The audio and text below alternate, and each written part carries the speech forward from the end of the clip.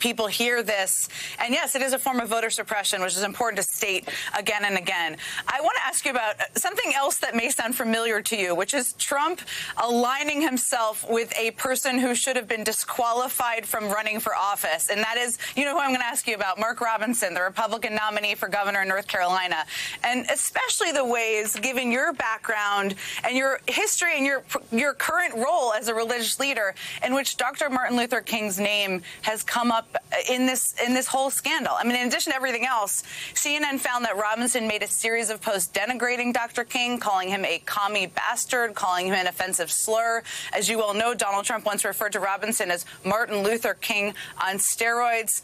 You will actually stand today at the same pulpit where Martin Luther King preached. You have a long history in the state of Georgia. I just want to know what you make of all of this and how they're talking about his legacy.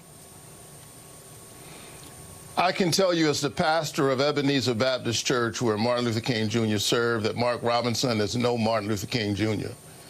He is the antithesis of everything that Dr. King represented. He is white supremacy in blackface, as he talks about his desire to bring slavery back. I mean, this talk is way beyond the pale, calling himself a black Nazi. These are his words. And I think that the people of North Carolina need to take note of the fact that this is Donald Trump's candidate. This is who he keeps pushing and encouraging. This is who he thinks should represent them.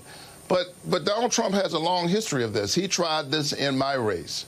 This is not the first time he has put forward a black candidate who is unfit and unqualified to serve, with the cynical notion that somehow the electorate will be confused about who this person represents. The people of North Carolina deserve better. They've got real issues that they're trying to address, and they're going to see through Mark Robinson just in the same way that the people of Georgia saw through my opponent. The last time I spent some time with you down in Georgia last October, and we talked a lot about the work you've done having